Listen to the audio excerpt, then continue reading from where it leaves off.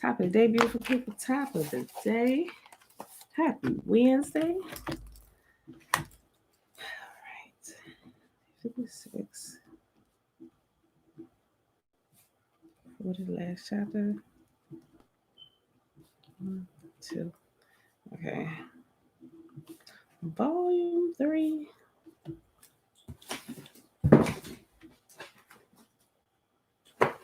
Five. All right, beautiful people. 2:45. Happy Wednesday. That's Wabu. Sawubona. Sieme. It is day. No, gotta start with a date. Sorry, y'all. I'm trying to put myself together. Jumped up out of bed a little bit too late this morning. I was up too late last night. Okay. It is Wednesday, January 20th, 2021, day 56 of year 3. I'm reading through the books of the Law and the Prophets, day 725 of the 3-year consecutive day count of reading through the books of the Law and the Prophets. Today, guys, we are reading the last chapter in Exodus chapter 40, and then we start with Leviticus. We're going to do chapters 1 and 2, and then we're going to hop over to the Legends of the Jews. And today we start in volume 3, which picks up the story in the wilderness. All right, so let's get going. Let's get the shimmer done first. All right, hold on, take a sip of water, y'all. Okay. Shema Yisrael Adonai, Eloheinu Adonai. Okay, here we go. Hear, therefore, O Israel, and observe to do it, that it may be well with you, and that you may increase mightily, as Yahuwah, the God of our fathers, has promised us, in the land that flows with milk and honey. Hear, O Israel. Pay attention. Hear, O Israel.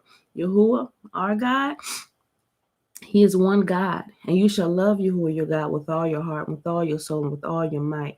And these words that I command you this day shall be in your heart, and you shall teach them diligently unto your children. And you shall talk of them when you sit in your house, and when you walk by the way, and when you lie down, and when you rise up.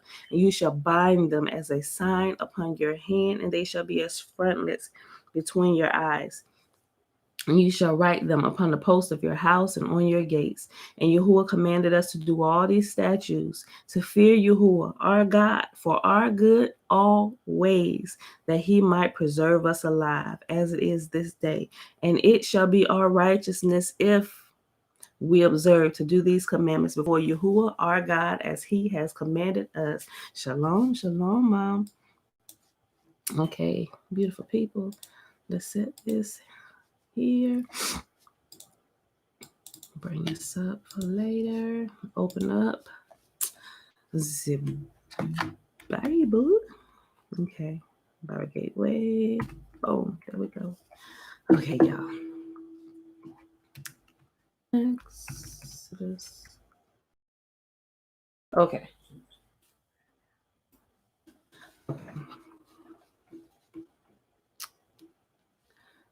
Voila. Let me adjust this. Okay, Alicia, it's Wabu. Hey, sister. Okay, y'all. Exodus chapter 40. Then Yahuwah said to Moses, set up the tabernacle on the first day of the new year. Place the ark of the covenant inside and install the inner curtain to enclose the ark within the most holy place. Then bring in the table and arrange the utensils on it, and bring the lampstand and set up the lamps. Place the gold incense altar in front of the Ark of the Covenant. Then hang the curtain at the entrance of the tabernacle. Place the altar of burnt offering in front of the tabernacle entrance. Set the wash basin between the tabernacle and the altar, and fill it with water. Then set up the courtyard around the outside of the tent, and hang the curtain for the courtyard entrance. Take the anointing oil and anoint the tabernacle and all its furnishings to consecrate them and to make them holy. Anoint the altar of burnt offering and its utensils to consecrate them. Then the altar will become absolutely holy. Next, anoint the wash basin and its stand to consecrate them. Present Aaron and his sons at the entrance of the tabernacle and wash them with water. Dress Aaron with the sacred garments and anoint him, consecrating him to serve me as a priest. Then present his sons and dress them in their tunics. Anoint them as you did their father, so that they may also serve me as priests. With their anointing, Aaron's descendants are set apart for the priesthood forever, from generation to generation. Moses proceeded to do everything just as Yahuwah had commanded him. So the tabernacle was set up on the first day of the first month of the second year.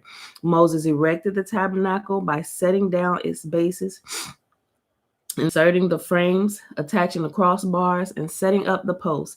Then he spread the coverings over the tabernacle framework and put on the protective layers, just as Yahuwah had commanded him. He took the stone tablets inscribed with the terms of the covenant and placed them inside the ark. When he attached the carrying poles to the ark, and he set the ark's cover, the place of atonement, on top of it. Then he brought the ark of the covenant into the tabernacle and hung the inner curtain to shield it from view, just as Yahuwah had commanded him.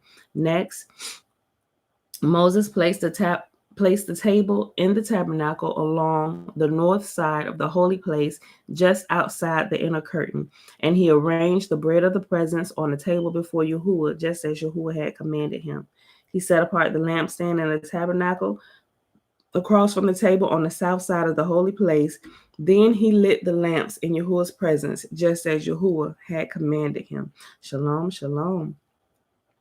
He hung the curtain at the entrance of the tabernacle, and he placed the altar of burnt offering near the tabernacle entrance. On it, he offered a burnt offering and a grain offering, just as Yahuwah had commanded him. Next, Moses placed the wash basin between the tabernacle and the altar.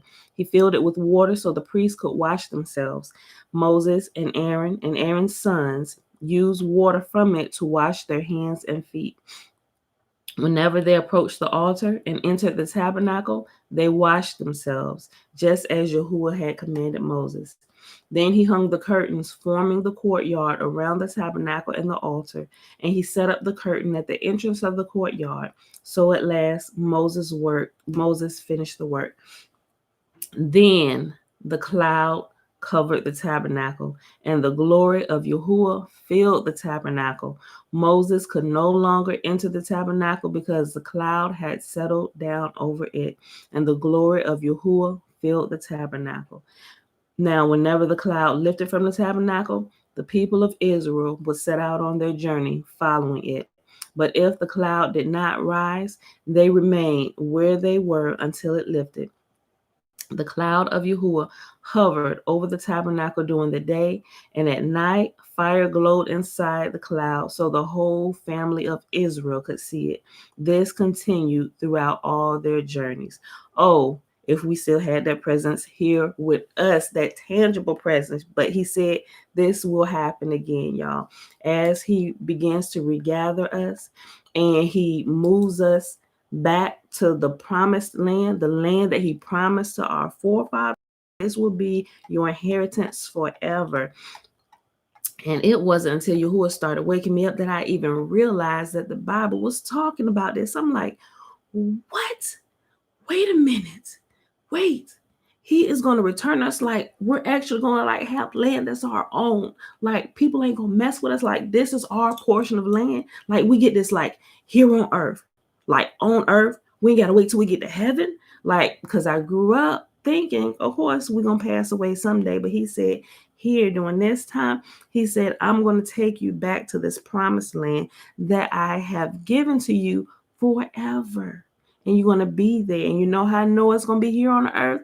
Because it said when we get there that we will become famous for our produce all across the world. That's what it says. I believe that's in Isaiah. And it also says that we will begin to reproduce and our children would be righteous for forever. Like there will be many generations that come after us. Like a lot of people think it's like the end of the world. Like right now, it's not. It may be the end of the world for Edom. And although, I mean, they're not going to be made. It's not like they all gonna die like tomorrow, whatever. But over the course of time, like all their rulership, it's talking about how all the rulership is going to be transferred to the righteous, and Yahuwah is going to see that that happens, right? But we are going to be there, and we're going to be reproducing year after year, not just crops, but actually reproducing offspring that is righteous, that serves the Most High, right? And then the righteous are going to be set up in leadership positions all across the world, y'all. So, but yeah, for many generations, we'll be back in our land, right? But in a distant time, it does talk about again how the nations will again try to rise up against Yahuwah's people, right?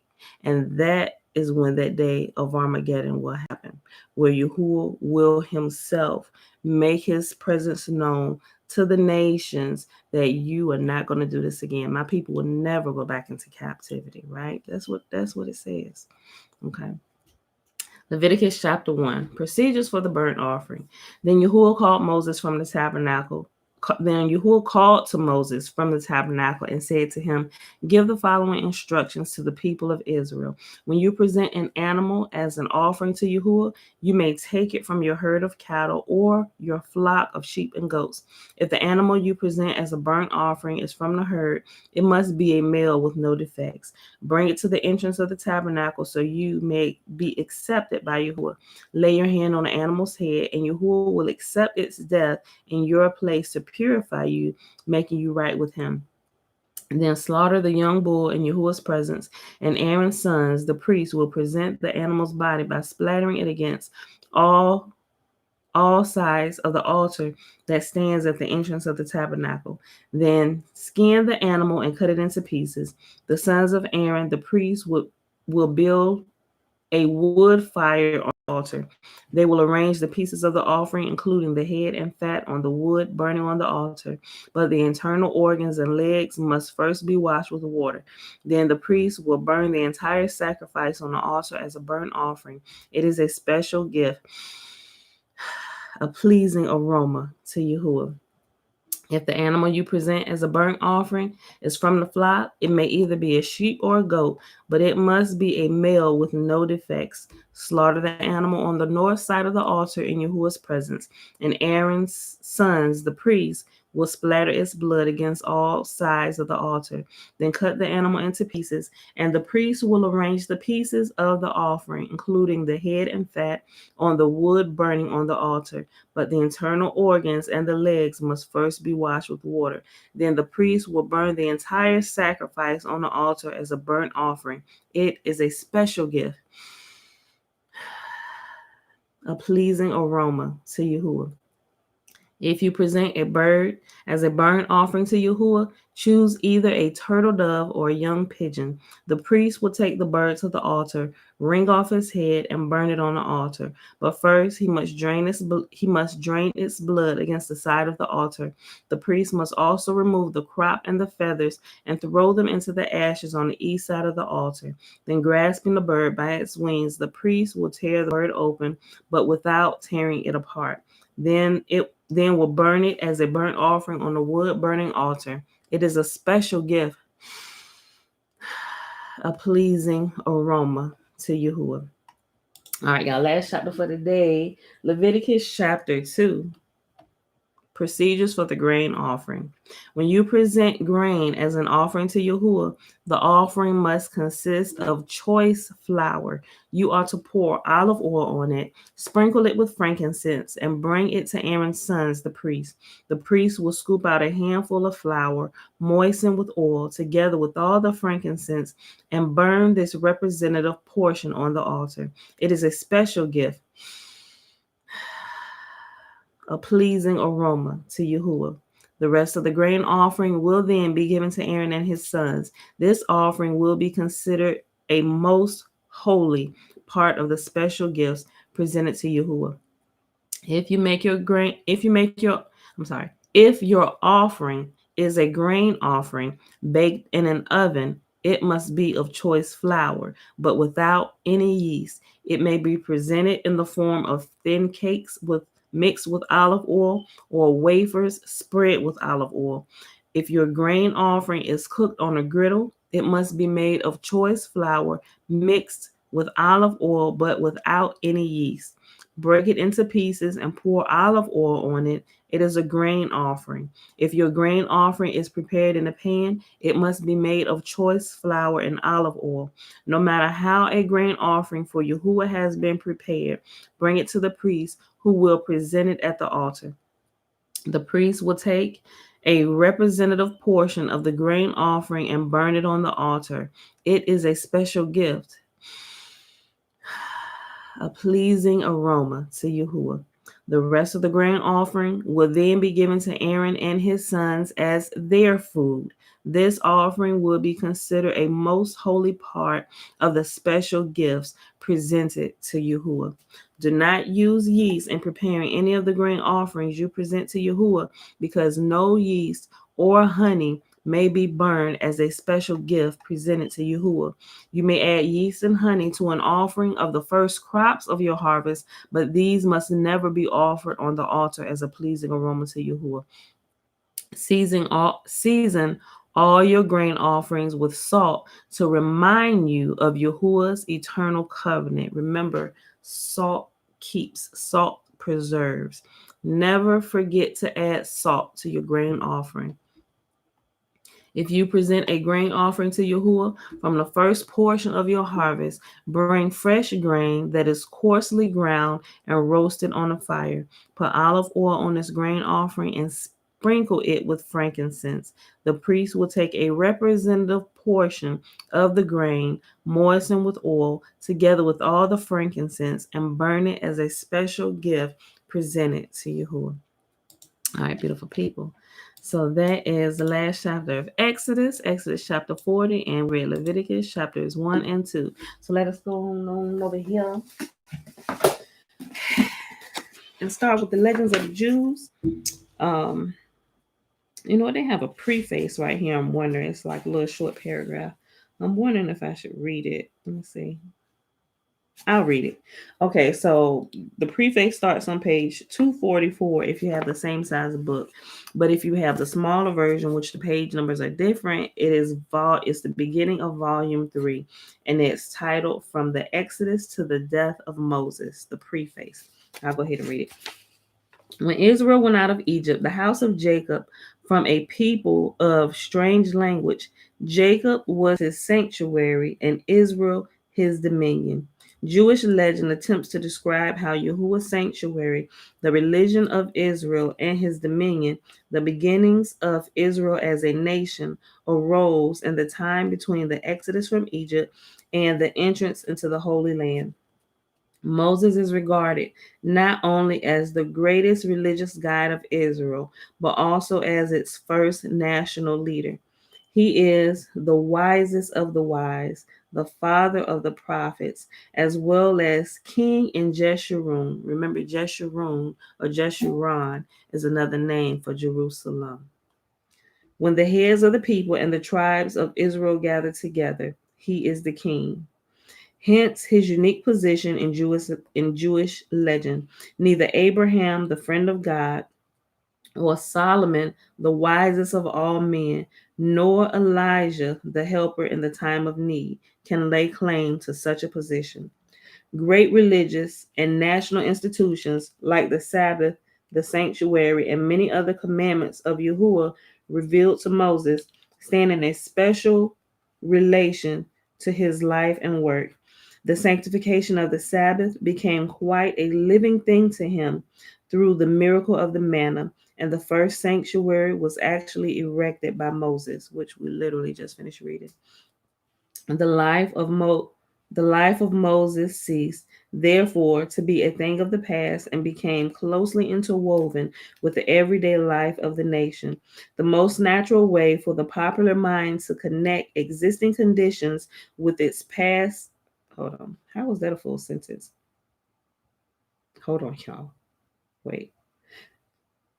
The life of Moses ceased, therefore, to be a thing of the past and become closely interwoven with the everyday life of the nation. The most natural way for the popular mind to connect existing conditions with the past is the symbolic method. Okay. The present volume contains, therefore, a number of symbolic explanations of certain laws, as, for instance, the symbolical significance of the tabernacle, which, properly speaking, do not belong to the domain of legend. The life of Moses, as conceived by Jewish legend, would, however, have been incomplete if the lines between the legend and the symbolism had been kept too strictly. With this explanation, the arrangement and presentation of the material in the third volume is the same as that in the two preceding ones. Okay. All right, y'all. So, chapter 1, Exodus through Jethro. And the title for this is Moses in the Wilderness, the Long Route. And it's page 245. Okay. The Exodus would have been impossible if Joseph's bones had remained behind. Therefore, Moses made it his concern to seek their resting place while the people had but one thought of gathering in the treasures of the Egyptians. But it was not an easy matter to find Joseph's body. Hold on, I think this is where it tells us about I just thought about something we was reading. Remember how I said there was these like gold coins and one of them was a calf? Greetings, Uncle Nathaniel. I think this is the part that tells about that. Yeah, I think this is. Okay, so we're gonna find out what this gold coin was that Aaron had when he was constructing the golden calf, right? He said, look, I just threw the golden stuff in and poof, out came this calf. So we're gonna find out what this thing is, and I believe it's gonna make mention of what Aaron was talking about. Okay. But it was not an easy matter to find Joseph's body. Moses knew that he had been interred with the mausoleum of the Egyptian kings, but there were so many other bodies there that it was impossible to identify it. Moses' mother, Jochebed, came to his aid. She led him to the very spot where Joseph's bones lay. As soon as he came near them, he knew them to be what he was seeking by the fragrance they exhaled and spread around, but his difficulties were not at an end. The question arose, how was he to secure the possession of the remains? Joseph's coffin had been sunk far down into the ground, and he knew not how to raise it from the depths. Standing at the edge of the grave, he spake these words, Joseph, the time has come whereof thou didst say, Yahuwah will surely visit you, and ye shall carry up my bones from hence. No sooner had this reminder dropped from his lips than the coffin stirred and rose to the surface. And even yet, the difficulties in Moses' way were not removed wholly. The Egyptian magicians had stationed two golden dogs at Joseph's coffin to keep watch, and they barked vehemently if anyone ventured close to it. Imagine that you walk up to a statue that starts barking, right? Most people would have fled in terror, right? Okay, listen. The Egyptians had stationed two golden dogs at Joseph's coffin to keep watch, and they barked vehemently if anyone ventured close to it. The noise they made was so loud that it could be heard throughout the land from end to end, the equal distance of a 40 days' journey.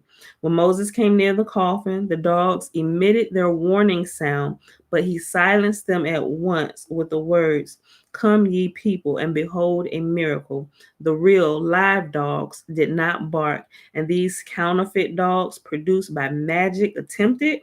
What he said about real live dogs and their refraining from barking had reference to the fact that the dogs of the Egyptians did not move their tongues against any of the children of Israel, though they had barked all the time when the people were engaged in burying the bodies of their smitten firstborn.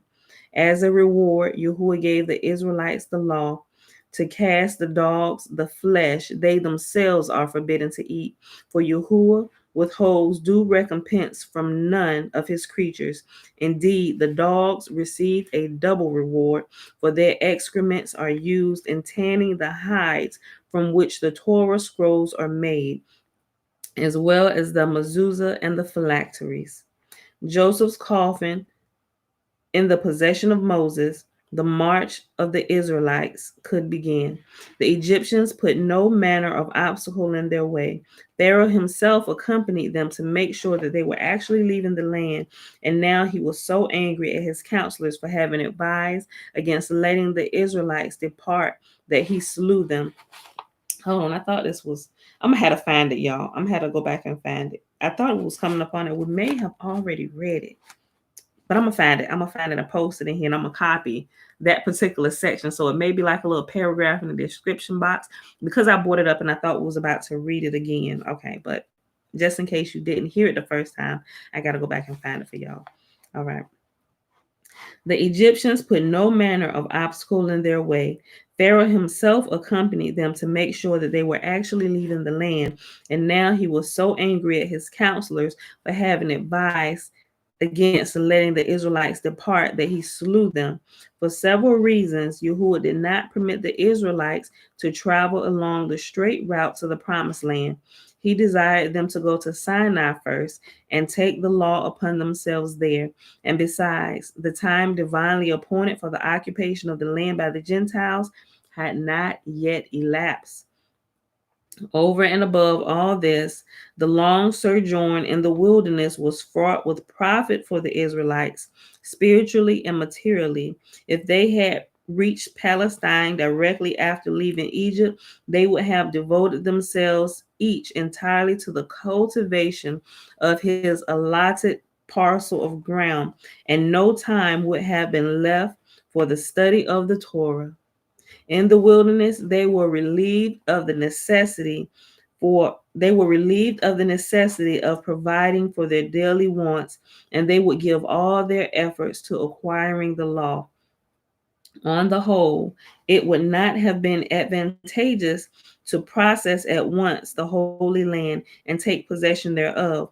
For when the Canaanites heard that the Israelites were making for Palestine, they burnt the crops, felled the trees, destroyed the buildings, and choked the water springs, all in order to render the land uninhabitable. Hereupon Yahuwah spake and said, I did not promise their fathers to give a devastated land unto their seed, but a land full of good things. I will lead them about in the wilderness for 40 years, and meanwhile the Canaanites will have to repair the damage that they have done. More, ain't y'all so sweet? Boy, I'm telling you, I love him so much. listen, everything he does is for the is for our good, and how he looks ahead and prepares things. He say, no, you gonna spend some time with me in the wilderness. I'm gonna teach y'all this, and y'all gonna learn this, and y'all gonna learn to love it. And while we doing this, they're gonna repair the land they just tore up. It's oh my gosh, it's almost like ungrateful tenants that you have let stay in your property, right? And say if it's time for them, like they must be evicted. This is one of these times where you gotta go. Your time is up here. You cannot stay here any longer, and y'all about to be evicted. And they knew it, and they are wroth. They are bitter about it. And what they do, they start tearing up your stuff, busting holes in the walls, kicking doors down, busting out the windows, ripping the screens, everything. They start tearing the place up all because they pissed that they gotta go. That's what was happening. I'll read that again. Listen, hold on. I'll go back up. Over and above all this, the long sojourn in the wilderness was fraught with profit for the Israelites, spiritually and materially. If they had reached Palestine directly after leaving Egypt, they would have devoted themselves entirely each to the cultivation of his allotted parcel of ground, and no time would have been left for the study of the Torah. In the wilderness, they were relieved of the necessity of providing for their daily wants. Yahuwah provided everything. And they would give all their efforts to acquiring the law. On the whole, it would not have been advantageous to process at once to the Holy Land and take possession thereof. For when the Canaanites heard, these ungrateful tenants who was temporarily keeping up residence to make sure the land stay in good working condition, they pissed. And listen, for when the Canaanites heard that the Israelites were making for Palestine, they burnt the crops, felled the trees, destroyed the buildings, and choked the water springs, all in order to render the land uninhabitable. Hereupon Yahuwah spake and said, I did not promise their fathers to give a devastated land unto their seed, but a land full of all good things. I will lead them about in the wilderness for 40 years, and meanwhile the Canaanites will have to repair the damage that they have done. Moreover, the many miracles performed for the Israelites during the journey through the wilderness had made their terror fall on the other nations, and their hearts melted, and there remained no more spirit in any man. They did not venture to attack the Israelites, and the conquest of the land was all the easier. Nor does this exhaust the list of reasons for preferring the longer route through the desert.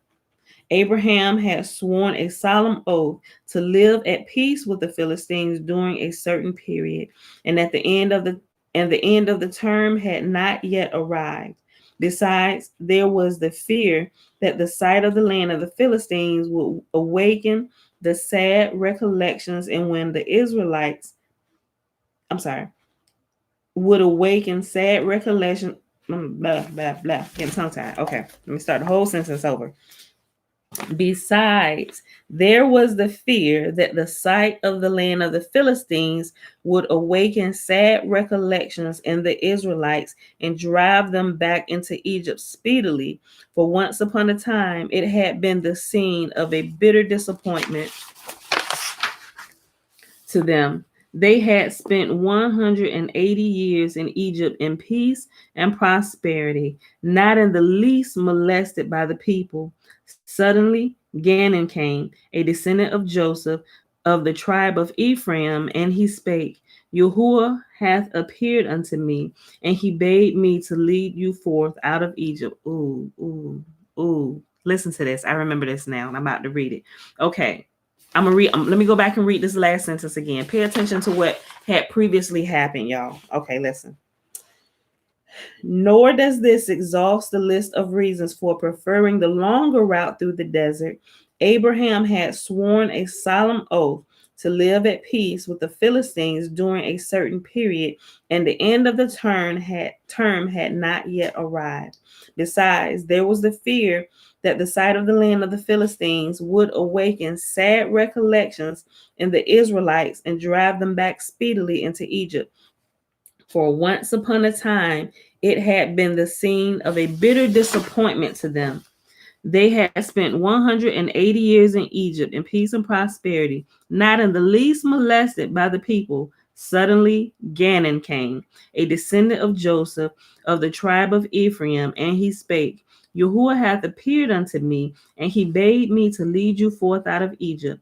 The Ephraimites were the only ones to heed his words.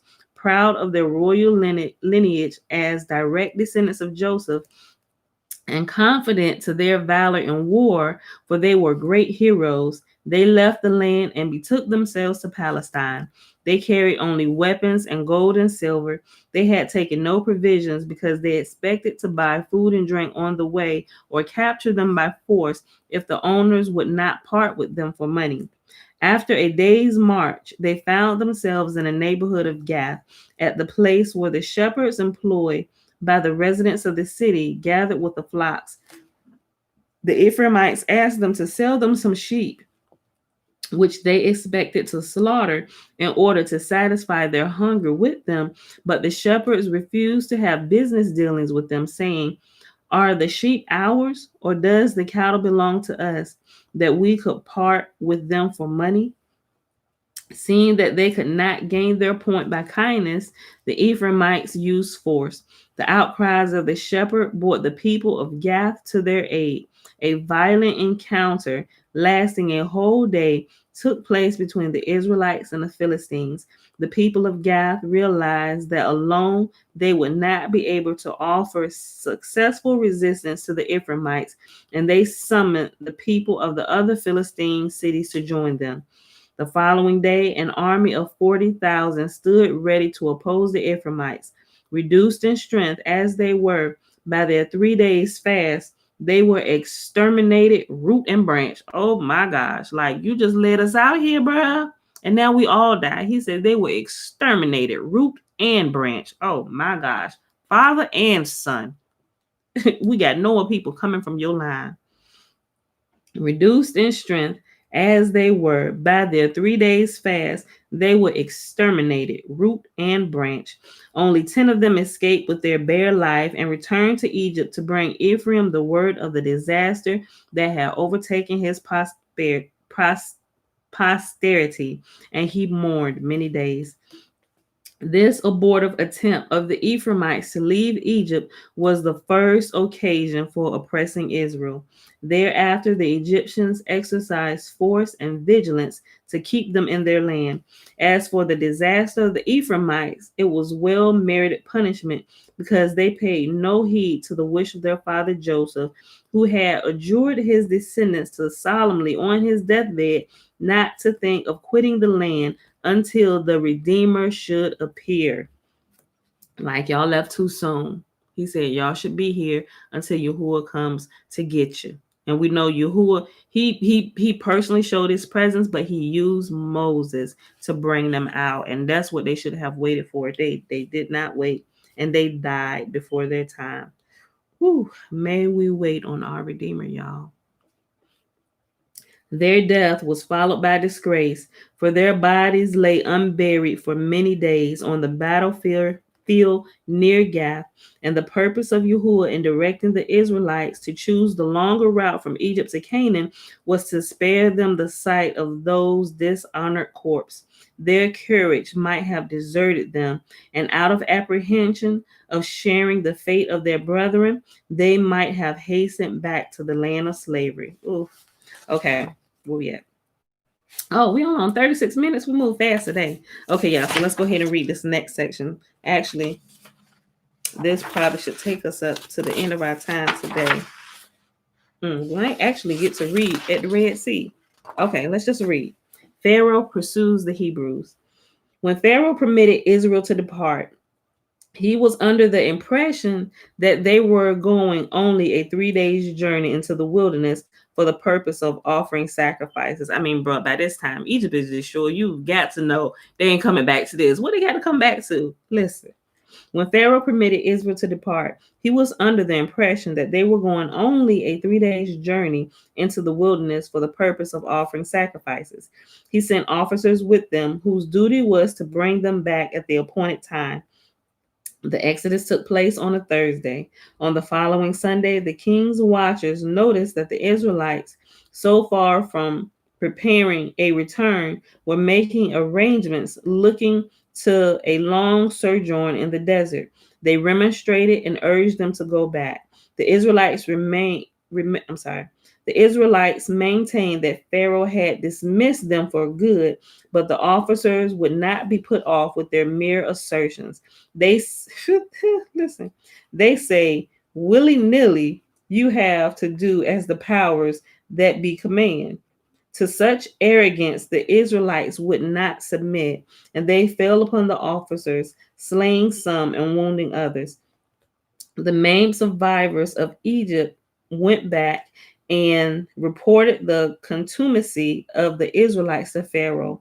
Meantime, Moses did not desire the departure of his people to have the appearance of flight before the Egyptians, gave the signal to turn back to Pi-hahiroth.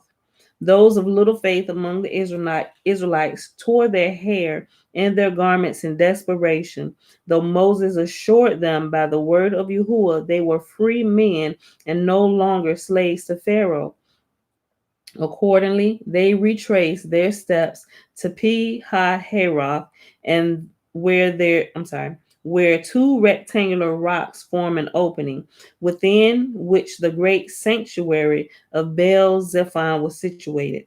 The rocks are shaped like human figures, the one a man and the other a woman, and they were not chiseled by human hands, but by the Creator himself. The place had been called Pithom in earlier times, but later on the account of the idol set up there, it received the name Hahiroth. Of set purpose, Yahuwah had left Baal-zephon uninjured, alone of all the Egyptian idols. Guys, I'm sorry. Oh, pause, y'all. This is a delivery. I'm sorry. Good morning. This is Pamela. Good morning, Pamela. This is Cheryl at XCO. How are you? I'm doing good. How you doing this morning? Oh, girl, I feel like I'm 85 years old. Honest to God, I woke up, my bones are creaking, my back's aching, my hips hurting. I'm falling apart this morning. Yeah, well, hey, at least you're still alive. True that. You got that right. Well, honey, I've got one skid for you from AIS. Okay. Could we bring it tomorrow? Yes, ma'am. Do you have a purchase order number for me? Sure do. 00662866.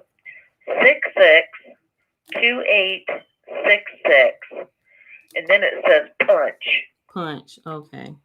Punch, yeah. I don't know what that means. Maybe it means something to you. Yeah, it's missing pieces that we needed for a project. They call it punch. Oh, punch okay. Items. Okay. Okay.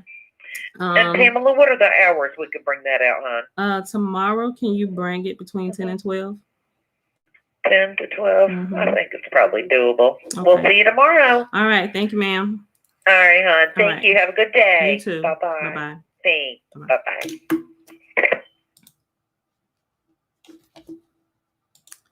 Sorry, y'all. Business has to go on, right? Okay. I apologize for the interruption. We run a business, so I gotta take the calls. And I know when they come in because how they're labeled when they pop up. Okay, what was that at? Okay.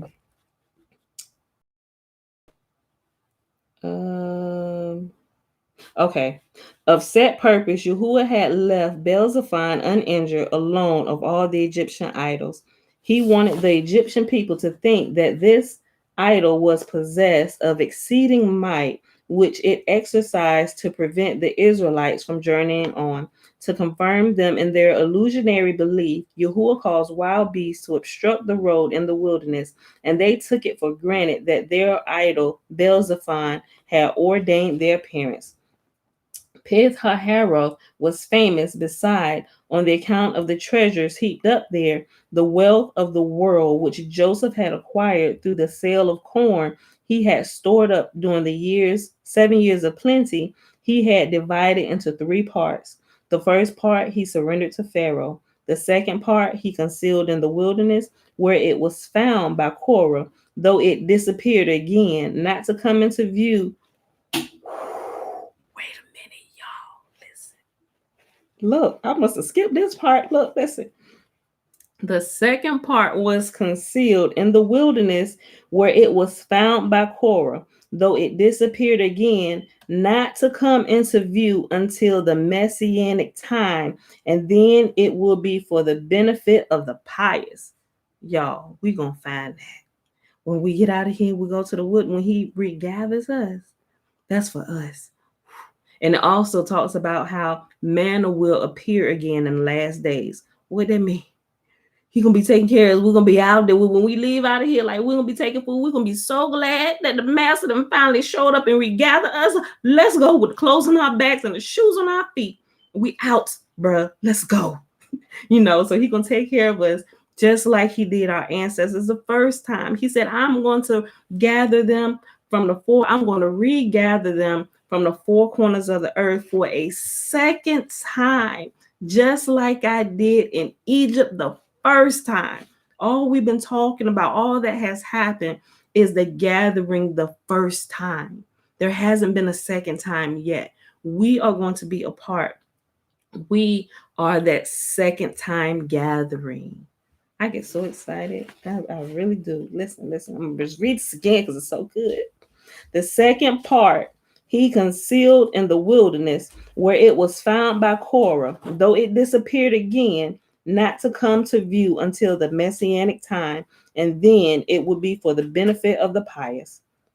The third part Joseph hid in the sanctuary of Baal-zephon, whence the Hebrews carried it off as booty. When Amalek and the magicians brought the information to Pharaoh that the Israelites had resolved not to return to Egypt, his heart and the heart of his whole people turned against them. The very counselors that had persuaded him to dismiss the children of Israel spake now as follows: If we had only been smitten with the plagues, we could have resigned ourselves to our fate. Or if, besides being smitten with the plagues, we had been compelled to let the Hebrews depart from the land, that too we could have borne with patience. But to be smitten with the plagues, to be compelled to let our slaves depart from us, and to sit by and see them go off with our riches, that is more than we can endure.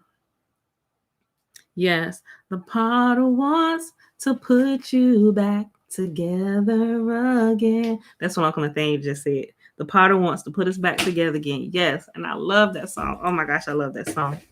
And he's gonna do it, y'all. He's gonna do it again. Yes, go ahead, too, baby. Pick one or the other. One or the other. This one. Okay, now put that one back. When I put this in here, and the boys cannot touch mine. No, you're gonna need to put that in the freezer or it's gonna melt. All right. Now that the children of Israel had gone from the Egyptians, recognized how valuable an element they had been in their country. In general, the time of the exodus of Israel was disastrous for their former masters. Yes, me too. I love the Potter's house. Yes. In addition to the losing their dominion over the Israelites, the Egyptians had to deal with the mutinies that broke out amongst many other nations tributary to them. Oh, you can imagine the drama they had going on. Remember Egypt? Oh, shoot, man. Look. America right now is that second Egypt, right? Like all the nations of the world, I ain't gonna say are submitted to America, but they are held at bay because of America's forces, right? And why? Why might you ask? Because the children of Israel, Yahuwah's forces are still within the borders, not just here. Because some people are like, well, what about us over here? We have not forgot about our brethren that are scattered to the other three corners of the earth, right?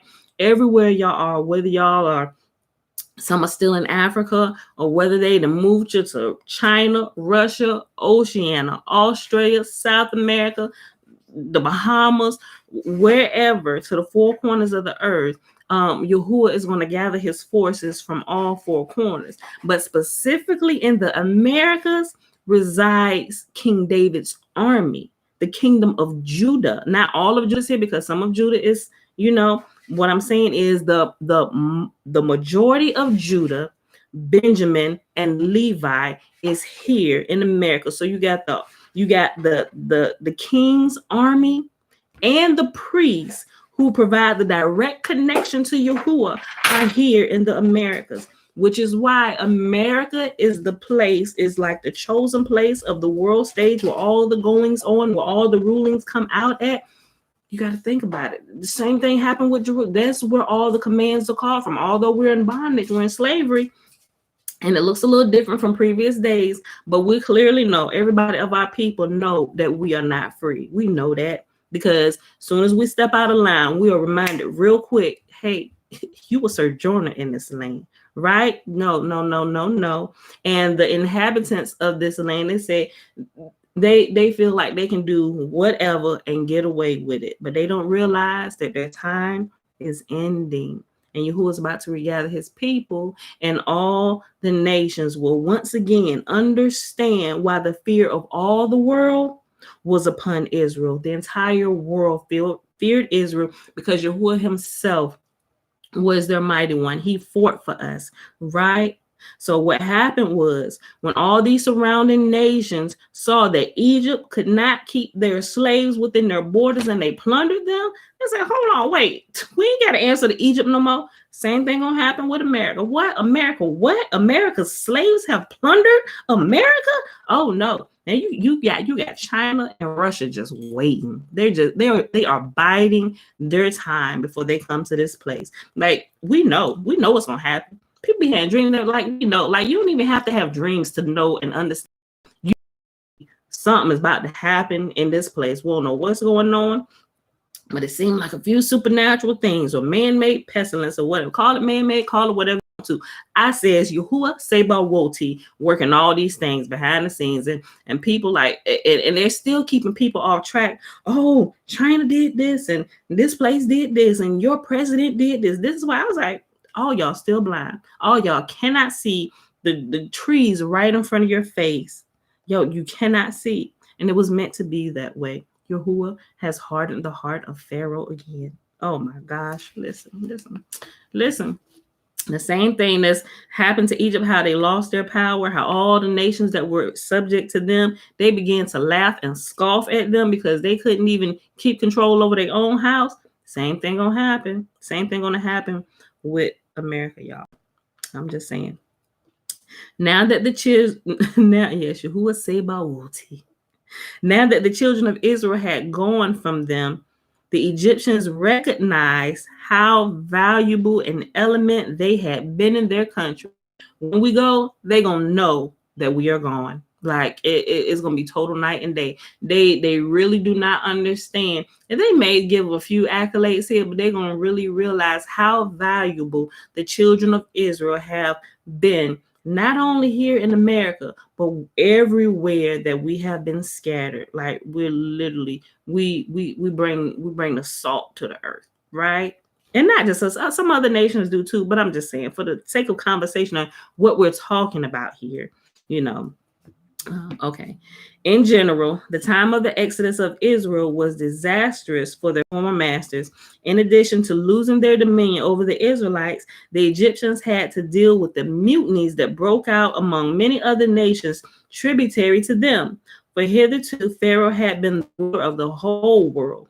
The king resorted to blandishments and promises to induce people to make war against the Israelites, saying, as a rule, the army marches forth first, and the king follows in security. But I will precede you, and as a rule, the king had first choice of the booty, and as much of it as he desired.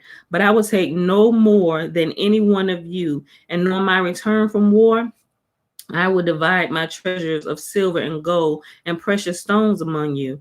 In his zeal, Pharaoh did not wait to have his chariot made ready for him. He did it with his own hands, and his nobles followed his example. Samael granted Pharaoh assistance, putting 600 chariots manned with his own host at his disposal. These formed the vanguard, and they were joined all by the Egyptians and their vast assemblages of chariots and warriors, no less than 300 of their men to one of the children of Israel, each equipped with their different sorts of weapons.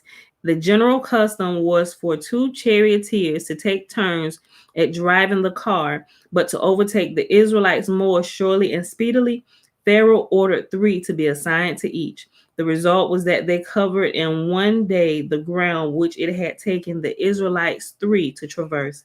The mind of the Egyptians was in no wise directed toward spoil and plunder in this expedition. Their sole determined purpose was to exterminate Israel, kith and kin. And the heathen lay great stress upon omens when they are about to go out, when they are about to start out on a campaign.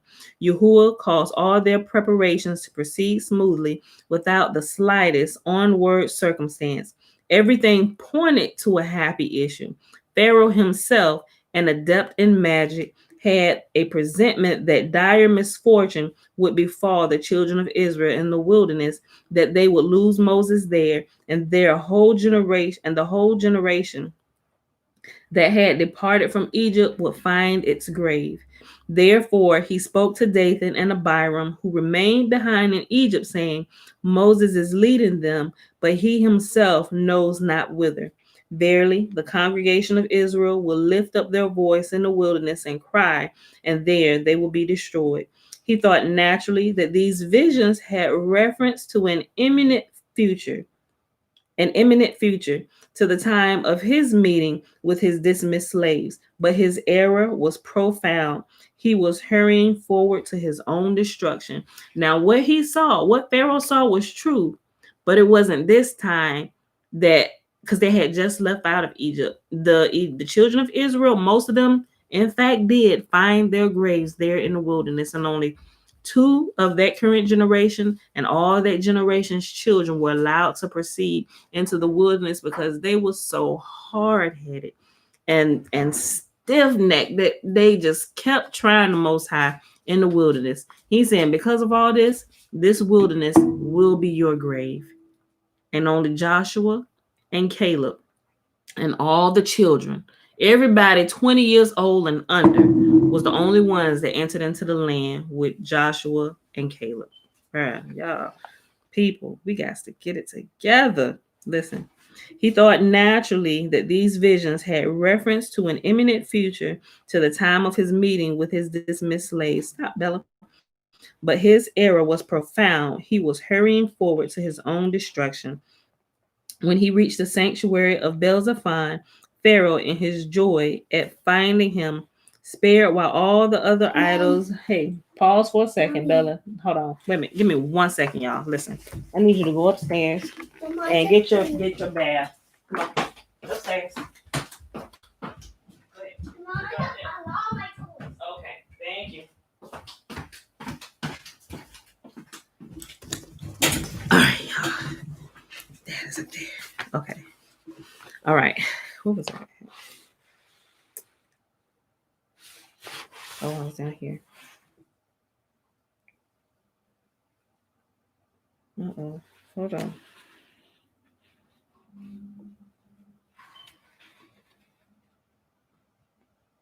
Okay. He was hurrying forward to his own destruction. When he reached the sanctuary of Belzephon, Pharaoh, in his joy at finding him, spared while all the other idols in Egypt had been annihilated, lost no time, but hastened to offer sacrifices to him, and he was comforted. For he said, Belzephon approves my purpose of drowning the children of Israel in the sea. When the Israelites beheld the huge detachments of the Egyptian army moving upon them, and when they considered that in Migdol there were other troops stationed, besides more indeed than their own numbers, men, women, and children, all told, great terror overwhelmed them. What affrighted them most was the sight of the angel of Egypt darting through the air as he flew to the assistance of the people under his tutelage. They turned to Moses, saying, What hast thou done to us? Now they will requite us for all that hath happened, that their firstborn were smitten, and that we ran off with their money, which was thy fault, for thou didst bid us to borrow gold and silver from our Egyptian neighbors and depart with their property. The situation of the Israelites was desperate. Before them was the sea, behind them the Egyptians, on both sides the wild beasts of the desert. The wicked among them spoke to Moses, saying, While we were in Egypt, we said to thee and Aaron, Yahuwah look upon you and judge, because ye have made our savor to be arbor in the eyes of Pharaoh and in the eyes of his servants, to put a sword in their hand to slay us. Then there died many of our brethren during the days of darkness, which were worse than the bondage in which the Egyptians kept us.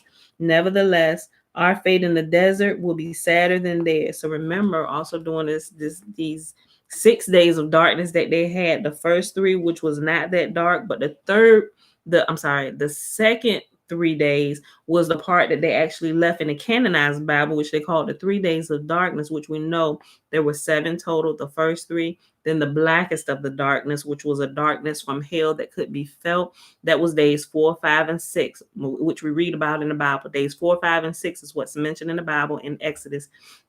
And then the last day of darkness that's coming is going to meet them at the Red Sea. So it was a total of 7 days of darkness, right? according to what all the manuscripts say together, if you add all the pieces together, right? And during these days of darkness, it wasn't just the Egyptians that died, it was the rebels among us who also died and who would not listen before they left. Many more of our people died in the wilderness because of rebellion. Good morning, Auntie.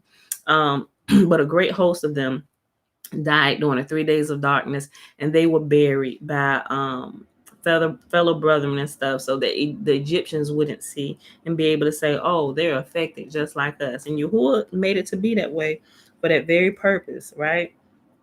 Moses in his wisdom. Hold on, I skipped a whole little paragraph. Let's see. Okay, there died many of our brethren during the days of darkness, which was worse than the bondage in which the Egyptians kept us. Nevertheless, our fate in the desert will be sadder than theirs. They at least were mourned, and their bodies were buried. But our corpse will lie exposed, consumed in the day by drought and by frost in the night. Moses, in his wisdom, knew how to pacify the thousands and myriads under his leadership. He impressed them with the words, "Fear ye not, stand still and see the salvation of Yahuwah." When will his salvation come? Questioned the people, and he told them that it would appear the following day. But they protested, "We cannot wait until tomorrow."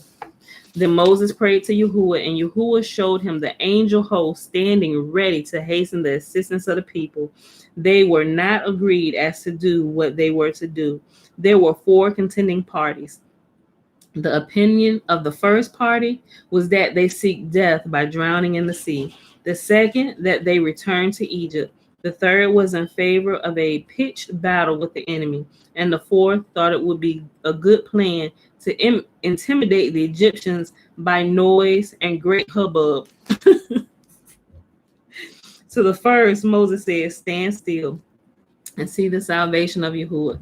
To the second, "The Egyptians whom you have seen today, you shall see them again no more." To the third, "Yahuwah shall fight for you." And to the fourth, "Ye shall hold your peace."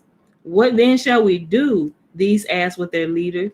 And Moses answered them, saying, "Ye shall bless, praise, extol, adore, and glorify him that is the Lord of war. Ooh, yes, that's his name, Yahuwah Sabaoth. Instead of the sword and 5 sorts of arms which they bore, they made use of their mouth, and it was of greater avail than all possible weapons of war. Yahuwah hearkened unto their prayer, for which he had but been waiting. Like he's just waiting for them to open their mouth. He said, "I'm ready. Let's go." He twisting his words and everything. Come on, just open your mouth. Just tell me I'm ready. I'm waiting on you. Shh. Israel is singing. Come on. Right? Listen. Ye shall bless, praise, extol, adore, and glorify him that is Lord of war. Instead of the sword and 5 sorts of arms which they bore, they made use of their mouth, and it was of greater avail than all possible weapons of war.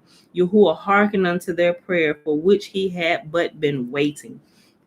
Moses also addressed himself to Yahuwah, saying, "O Yahuwah, Lord of the world, I am like a shepherd who, having undertaken to pasture a flock, has been heedless enough to drive his sheep to the edge of a precipice, and then is in despair how to get them down again. Pharaoh is behind my flock Israel, and the south is Baal-zephon, and the north Migdol, and before us lies the sea spread out. Thou knowest, O Yah, that it is beyond human strength and human contrivance to surmount the difficulties standing in our way. Thine alone is the work of procuring deliverance for this army, which left Egypt at thy appointment. We despair of all other assistance or device, and we have recourse only to hope in thee. If there be any escape possible, we look up to thy providence to accomplish it for us." With such words, Moses continued to make fervent supplication to Yahuwah to secure Israel in their need. But Yahuwah cut short his prayer, saying, "Moses, my children are in distress. The sea blocks the way before them. The enemy is in hot pursuit after them, and thou standest here and prayest." Sometimes long prayer is good, but sometimes it is better to be brief. If I gathered the waters together in one place and let dry land appear for Adam, a single human being, should I not do the same for this holy congregation?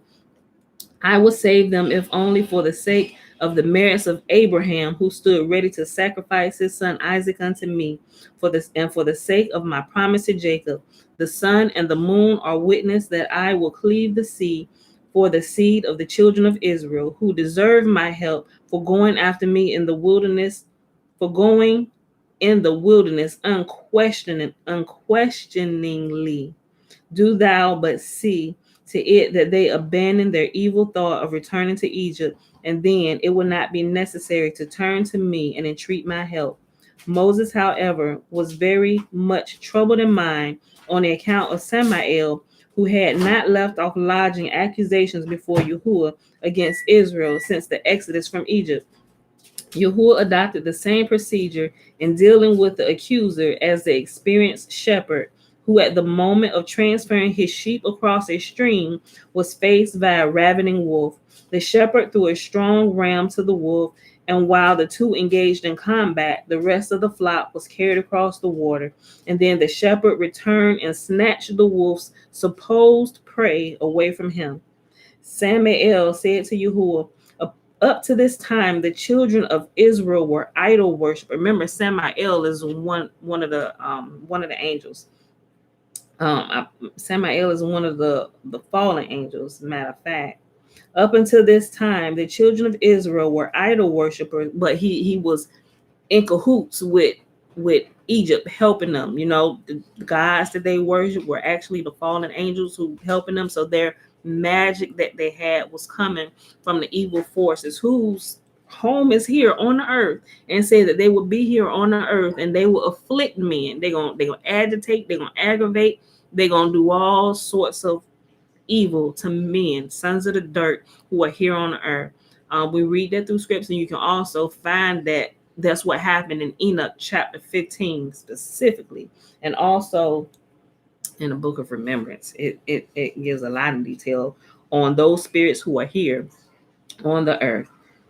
Up until this time, the children of Israel were okay. Samael said to Yahuwah, up until this time, the children of Israel were idol worshippers, and now thou preparest so great a thing as dividing the sea for them. What did Yahuwah do? He surrendered Job to Samael, saying, while he busies himself with Job, Israel Israel will pass through the sea unscathed, and as soon as they are in safety, I will rescue Job from the hands of Samael. Oh my gosh, y'all, this makes sense. Remember when Moses was talking to Yahuwah at the burning bush, and I believe it was Gabriel, one of the angels who was talking to Moses and taking him around.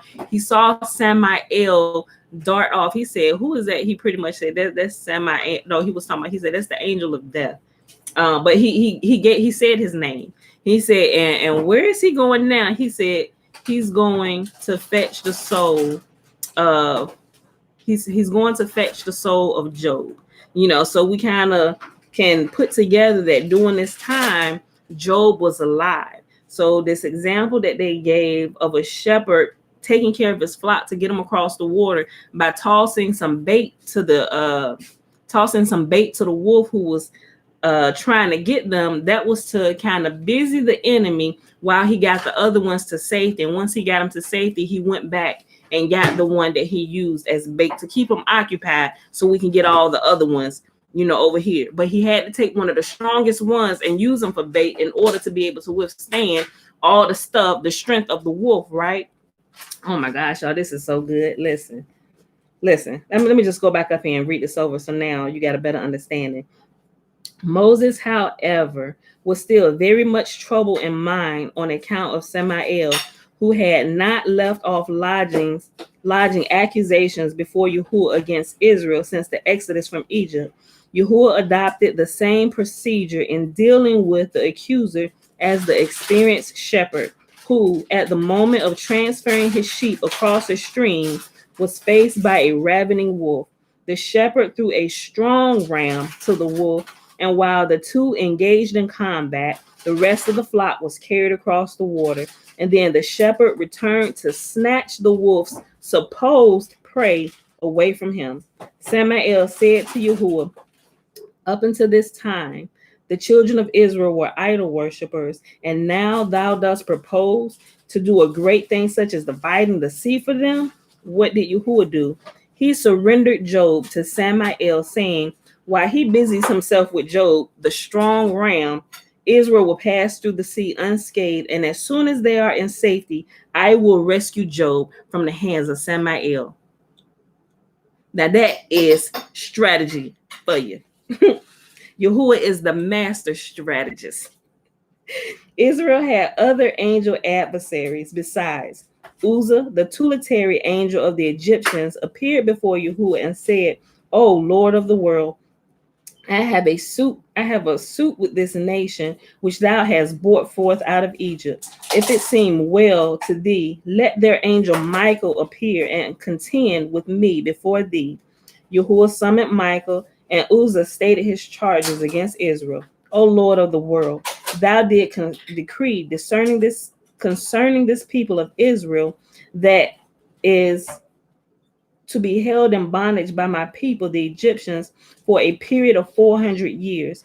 But they had dominion over them only 86 years. Therefore, the time of their going forth have not yet arrived. If it be thy will, give me permission to take them back to Egypt, that they may continue in slavery for the 314 years that are left, and thy word be fulfilled. As thou art immutable, so let thy decree be immutable. Michael was silent, for he knew not how to controvert these words, but it seemed as if Uzzah had won the suit.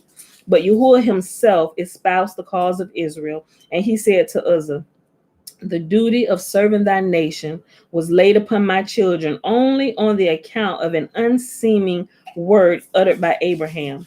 When I spoke to him, saying, I am the Lord that brought thee out of Ur of the Chaldees to give thee this land to inherit it, he made the answer, whereby shall I know I shall inherit it?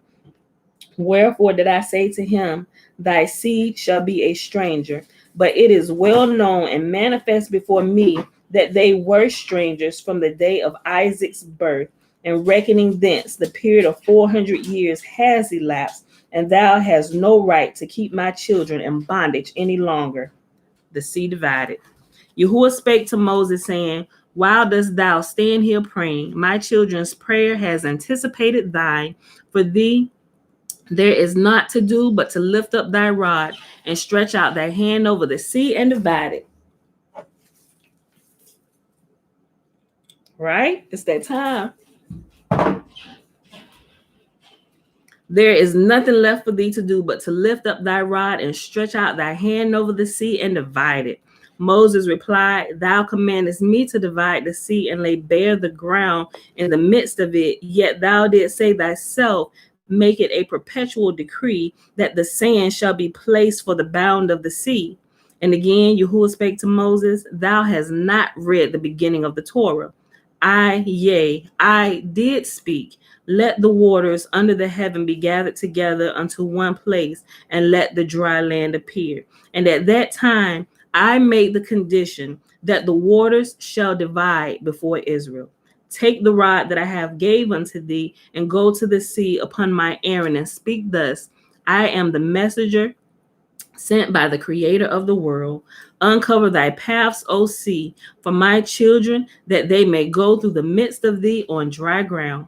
Moses spoke to the sea as Yahuwah had bidden him, but it replied, I will not do according to thy words, for thou art only a man born of a woman, and besides, I am 3 days older than thou, O man, for I was brought forth on the 3rd day of creation, and thou on the 6th. Moses lost no time, but carried back to Yahuwah the words the sea had spoken. And Yahuwah said, Moses, what does a master do with an intractable servant? He beats him with a rod. Beat him. He beats him with the rod, says Moses. Do thus, Yahuwah ordered. Lift up thy rod and stretch out thy hand over the sea and divide it. Thereupon Moses raised up his rod the rod that had been created at the very beginning of the world, on which were graven in plain letters the great and exalted name, the names of the 10 plagues inflicted upon the Egyptians, and the 3 names of the 3 fathers, the 6 mothers, and the 12 tribes of Jacob. This rod he lifted up and stretched it out over the sea. The sea, however, continued in its perverseness, and Moses entreated Yahuwah to give his command direct to it.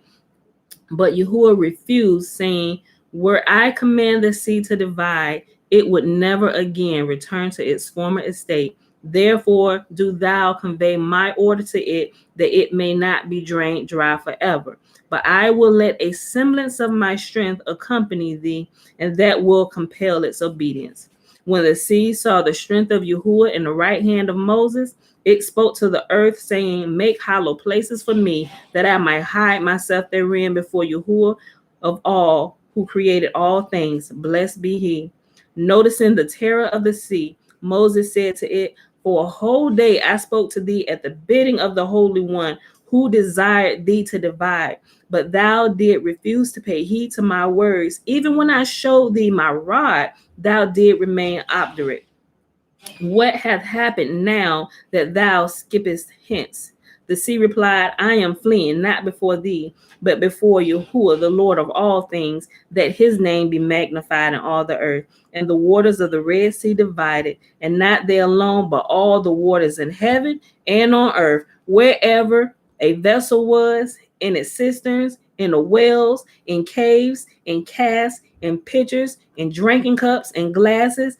And none of these waters returned to their former state until Israel passed through on a dry land. So not only did the sea divide, wherever water was found, it was divided. Whether it was in a cup, it was in your bathtub, it was in a pond. When the Red Sea divided, the waters on all the earth divided, because they are of the same nature, of the same spirit. Water is water. Wherever water divides, water will divide all over the earth. And it's going to happen again.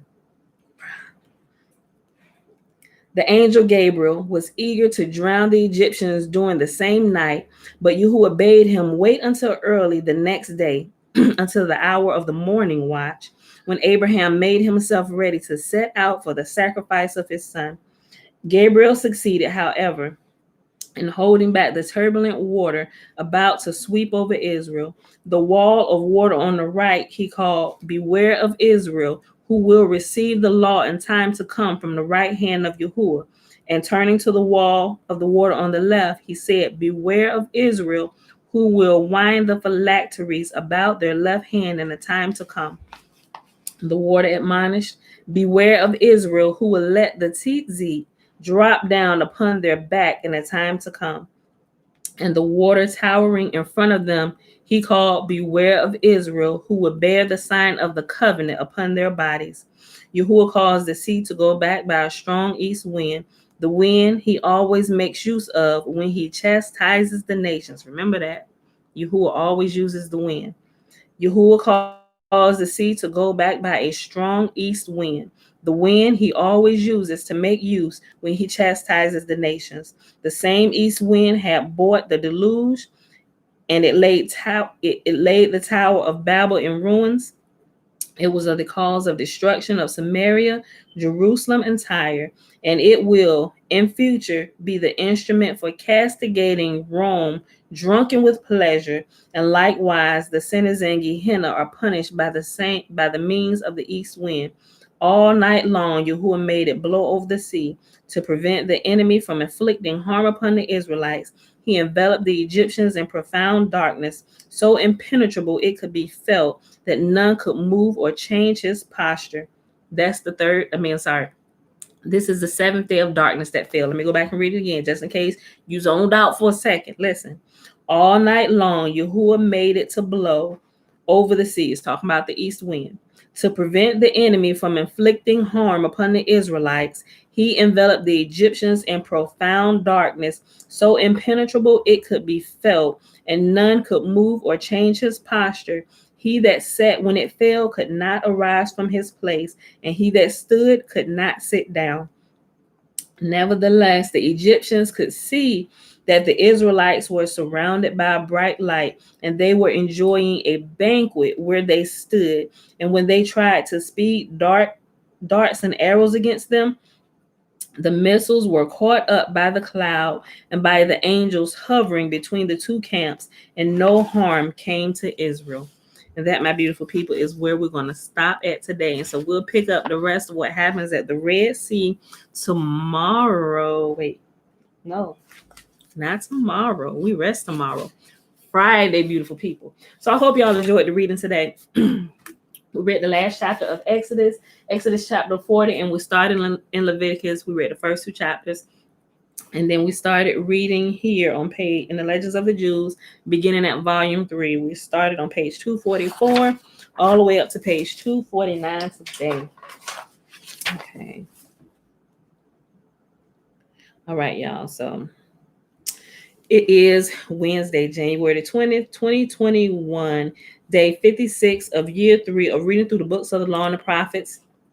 And of the 3-year consecutive day count, day 725. And remember, this count only consists of the days we actually read. We're not counting the Sabbath days where we rest or the feast day Sabbath days where we're commanded, where they're considered to be treated like Sabbath days where we rest, no ordinary work is done. We don't count those days either. So let's go ahead and do the blessing. Y'all, today, hopefully it won't be such an eventful day, but we know that it is January today, right? The inauguration, 20th? Yeah. So today is inauguration day. So they plan for it like it's going to be Armageddon and stuff. They're trying to prevent Armageddon. But I think it's going to, I don't think how they hyped it up to be. I don't really think it's going to be all of that. Granted, you got some overly zealous people that believes that the current president has been slighted, that the election was stolen from him. But we all know better, right? What did Yahuwah say? All those who are in positions of leadership, he directly puts there, right? He puts them there. He sets men and women in positions of leadership. And when it's time for them to go, Yahuwah will remove them. It is not by chance that our current president has only served 1 term. Listen.